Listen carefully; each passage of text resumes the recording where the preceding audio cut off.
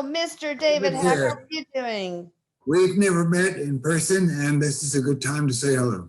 Well, hello back. So, look, I read your book, and I tell you, it's one of the, for me, it was so helpful because it covers all the basics, and so few books in that genre do.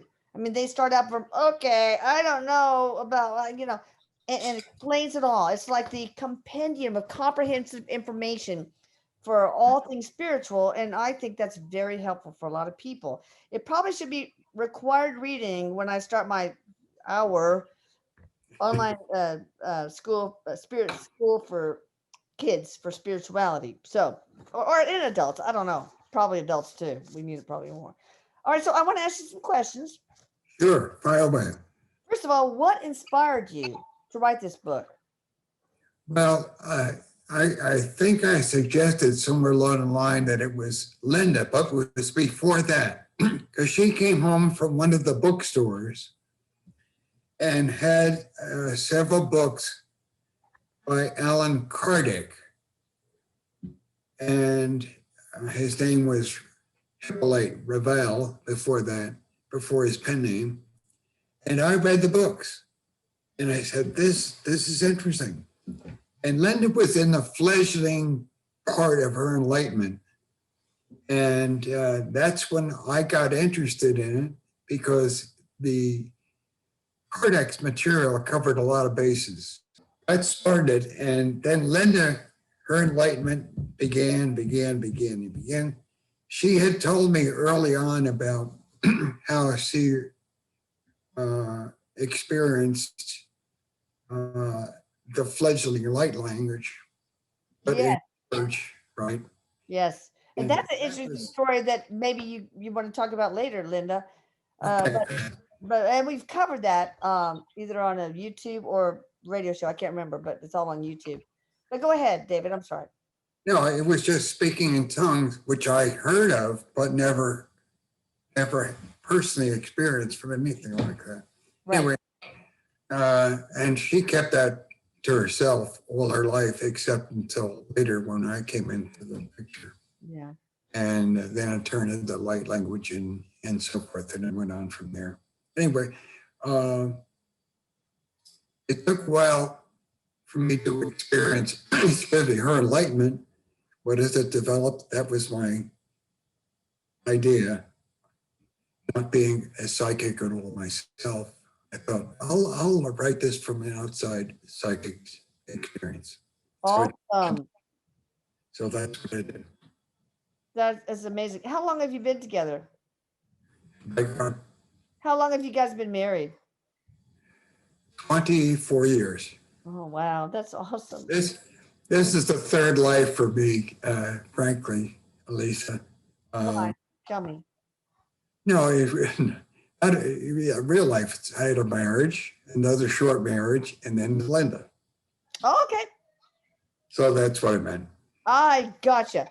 All right. So tell me about your background. And of course, Linda, if you want to, you can tell Linda's background or Linda can. It doesn't make any difference.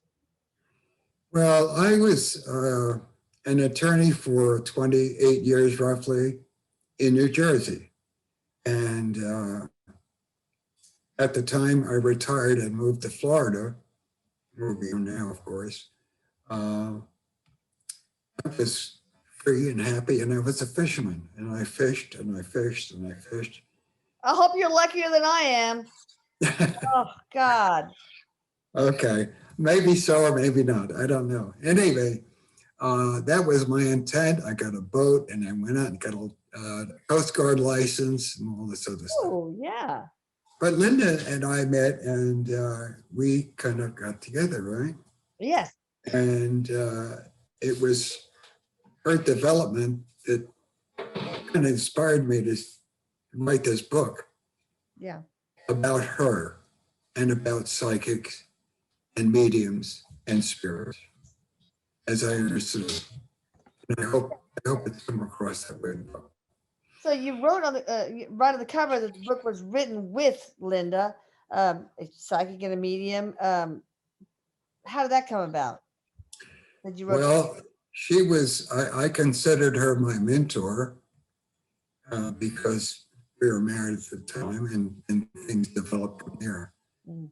And, but I felt in writing the book, I wanted the book to be like a primer, something for, That is, oh, that's why it's so awesome. Yes, yes. thank you. And so that the first half of the book is the primer part and getting people used to the language and the lingo, generally speaking, and the concepts. And then I went into Linda's enlightenment plus her experiences with her past lives and her all of the experiences she had with her colleagues, which helped me develop the part of the book about her. So it was a fun time. All right, so what are you a mentor to her for? I mean, it's always equal. What do you mentor? What do you give to her in the way of mentorship or anything? Well, Want me to tell that part? no, well, she can, but Elisa, she answered all my questions, sometimes very esoterically, which I didn't quite understand at the time. And as that our relationship developed into this interest in mediumship, Yeah. psychic phenomenon, I asked her more questions. She responded, and then I had to look up some stuff. And she was a mentor, and that I said we're almost equals now, but I'm not a psychic. I didn't know anything about internally being a psychic. Well, what is she bringing to the table? I mean, what are you bringing to the table for her? I mean, it's like, what are you here to teach her, if anything? I mean, you may have I mean- advice, but not now. Linda's over my shoulder, and Right. she can answer that right now. What I Okay. Go brought. ahead. Okay. Without David, any of the written work that I've done would have never gotten done because this little girl here, her spelling is atrocious, her punctuation is atrocious. And I received so many different messages from Spirit. this world, right? From Spirit, from the Universal Council, from the Council of Life, from God, from Mother Mary, all those things, all those things that they would wake me in the middle of the night and tell me to go write. I would go write them, and then I would give them to David and this is how he supported me so much. I would give them to David, and David would put them. He would never change the context of them. However, he Make would it more accessible to the readership. read, right, so that they would flow and people would understand what was That's being said. not easy. No, it's Let's not. talk about the readership. I mean, what readership did you write the book for? I mean, I know it's got to be for the fledgling, kind of interested in spirituality, but doesn't know. Because guess what? I just saw two angels by my dumpster. I don't know what it is. Or I had that. I had people say that. Or I mean, we have 70-something million baby boomers who are grappling with their own mortality, who have had parents that are dead or dying, and so they're interested in things like this. And of course, you have the younger generations who just seem to be interested anyway.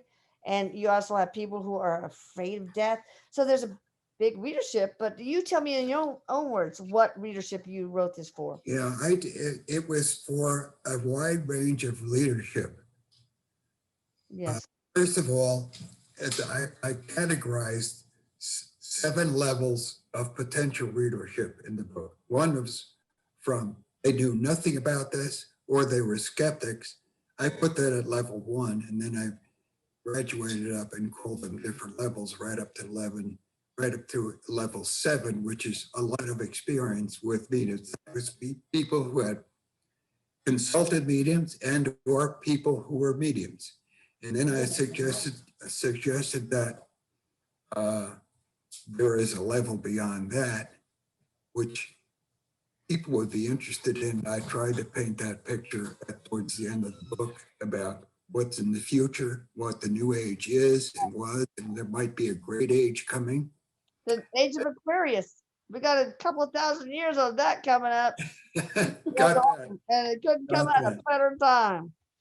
All right, so another question I think you've already answered. What part did Linda Lee play in writing this book, and how did she do it? Of course, she channeled from all the things she told us Yeah, she does. get it from, and then she gave it to you. So that's pretty much the answer to that. So you write in the book that you have no psychic abilities, and that before meeting Linda, you had no knowledge of the realm of psychics and mediums, and that you're best Indeed. skeptical about the abilities.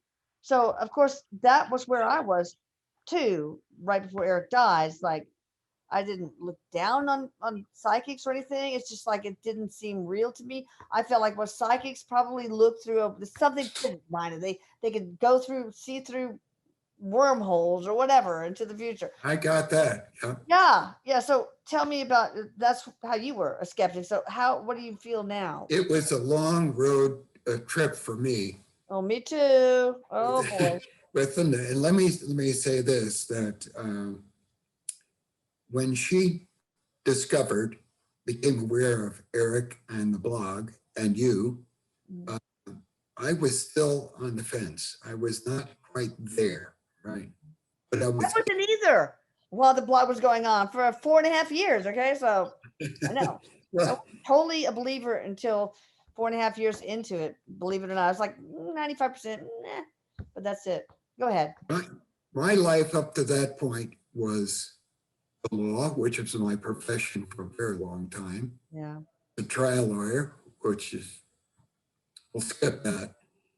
I like history and I like fishing and sports. That's where I was until Linda helped me broaden my experience, and I became involved in psychics, mediums, and spirits. And I gradually accepted this, became involved in it.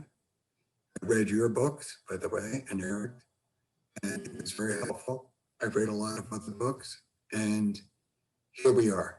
This book evolved from that, and Linda was part of it, more than part of it. Yeah, let me interject here just a little bit to maybe find that some of the answers that you're looking for your audience. And that is, there were so many times when all of this first started happening, and David would ask me certain questions, and don't ask me to name what questions they were.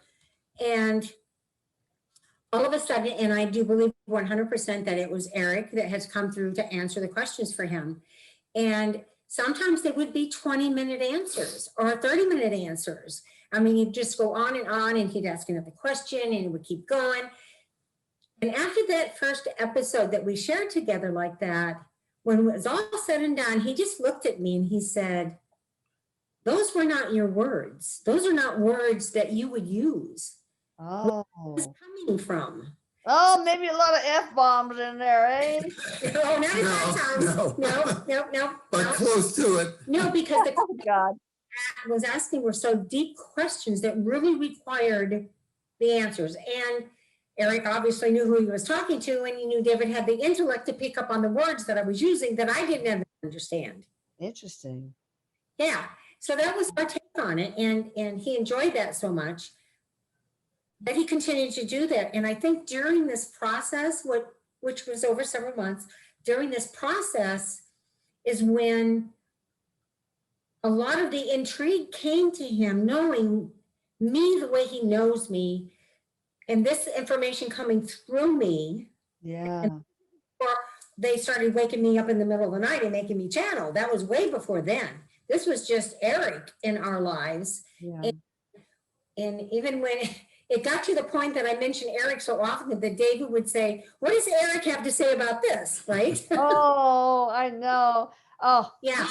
he's part of your family. Yes, absolutely. So Yeah. I'm wondering, David, if you channel Erik maybe more than you think, or others. He may invade my own mind. I don't know. But certainly, Sorry. don't call him in yet.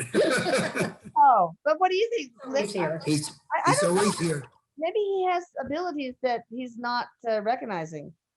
I agree with you. And he has said things and he's foreseen certain things. And I say to him, "You're more connected than you want to give yourself credit for." I know. I agree.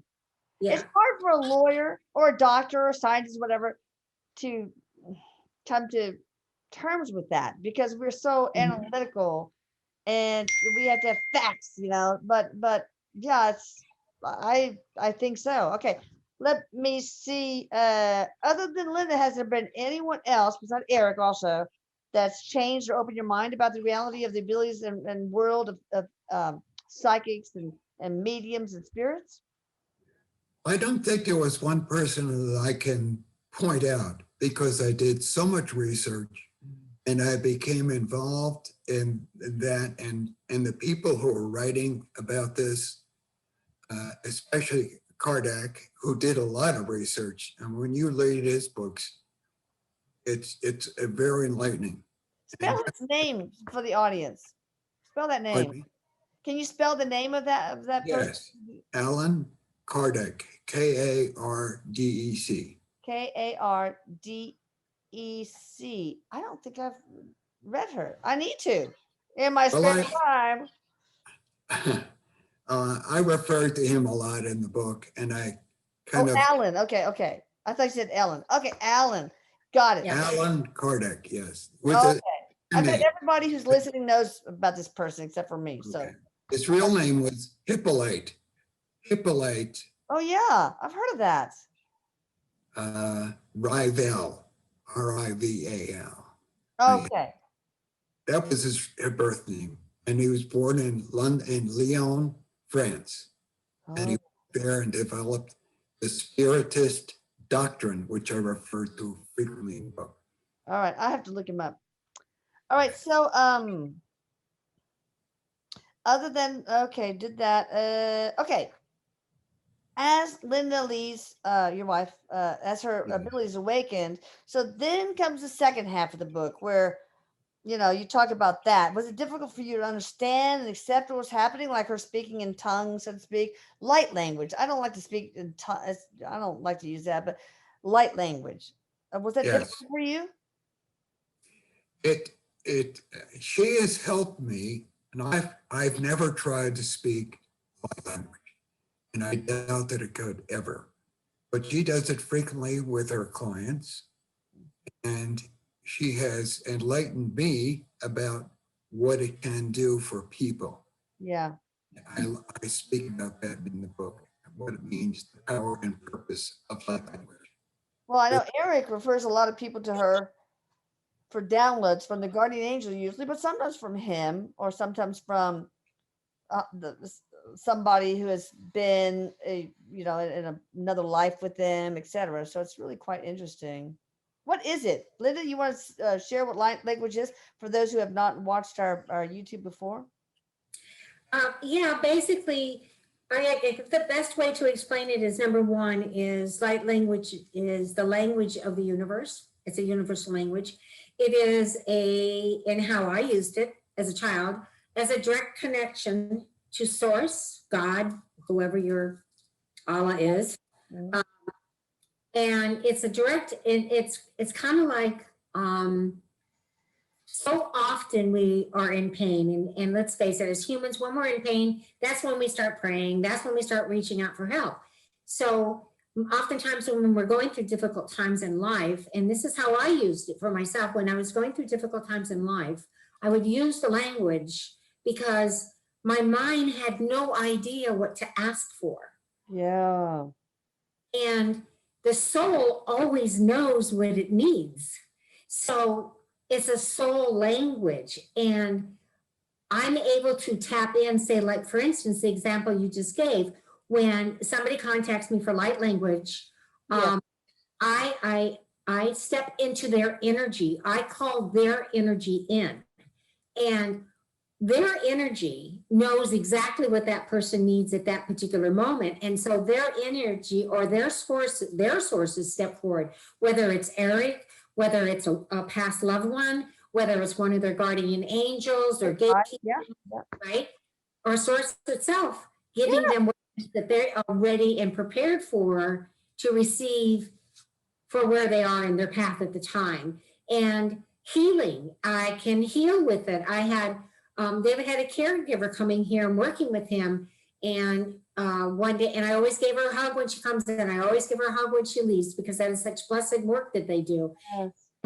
One day when she left, the next time she came back to see us 2 days later, she says, I have to tell you, when you hugged me and you laid your hand on my back, I was in terrible pain and had been for a It week, went away. instantly, and it has not returned. And this isn't without any effort from me. This is the energy So of cool. Well, And- is this the language of the Akashic records also? You know, that is a very good question. I haven't dove into that. I really don't know. Okay, But universal language, like you have a lot of people. probably is. I bet. Yeah, it is. And when a lot of people speak their light languages coming from another universal planet. It's not necessarily anything that we speak on this planet. And I think that's why we call it a universal language, because it is made up of every language and every star system that has ever been spoken. Yeah. Yeah. What's interesting is some people think, and I bet this is related, that the universal language of the universe is mathematics. And I bet you there's Oh, yeah. math underlying light language in some way, sacred geometry, whatever. So, well, we can get Our a whole whole life other is. topic for that. Yeah, our whole existence and being comes from math. It's all math. Yeah. All about the new math, people. All right. So, let's talk about, we're going to close here pretty soon. So I want to, first of all, tell people the title of your book and how they can get it, David. Okay, it's available at all the major bookstores, Amazon, and others, and people have been buying it there. And it's available in an ebook as well, the hardcover, that is a softcover print book, and ebook as well. That's great. And the title? The title, honey. Yeah, the title. I hope I don't mess this up. Well, I here. want to hear from the horse's mouth. Right here. Let's see it. Let's see it. The World of Psychic Mediums and Spirit, a look from the outside looking in. David L. Hack with Linda L. Hack. That's awesome.